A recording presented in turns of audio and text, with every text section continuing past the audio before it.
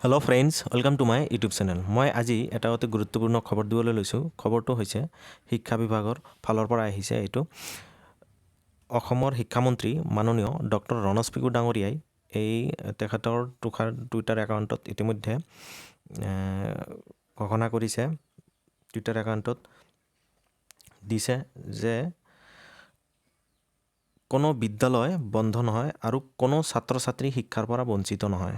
অৰ্থাৎ কোনো বিদ্যালয় বন্ধ নহয় আৰু কোনো ছাত্ৰ ছাত্ৰী শিক্ষাৰ পৰা বঞ্চিত নহয়। বহনক্ষম ছাত্ৰ ছাত্ৰীৰ সংখ্যা ছাষ্টেইনেবল এনৰলমেণ্ট নথকা বিদ্যালয়সমূহ ওচৰা ওচৰিকৈ থাকিলে একত্ৰীকৰণ কৰা হ'ব।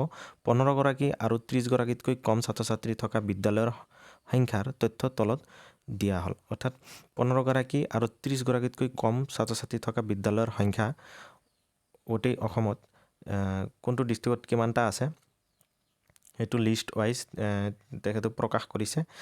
আৰু এই 15গৰাকী বা 30গৰাকীতকৈ কম থকা ছাত্ৰ ছাত্ৰীসকলৰ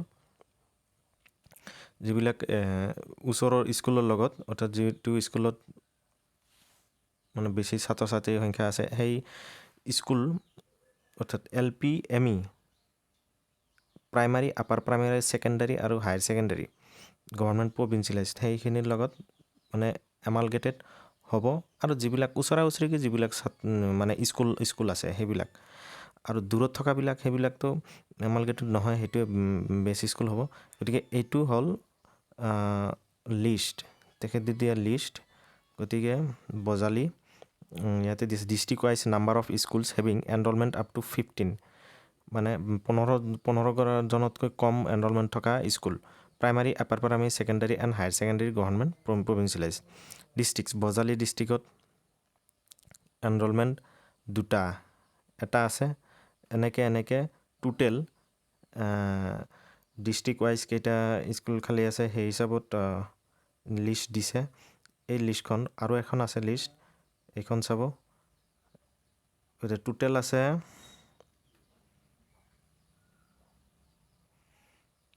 3536। এইটো লিষ্টটো আপোনালোকে চাব, আপোনালোকে চালে বুজি পাব।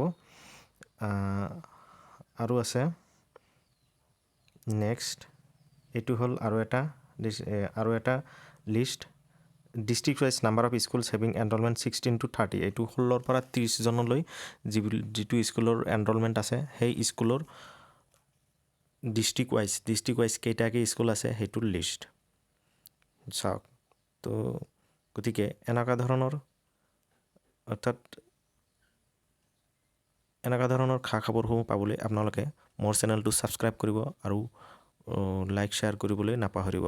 ভিডিঅ'টো চোৱাৰ বাবে আপোনালোকক ধন্যবাদ জ্ঞাপন কৰিছোঁ।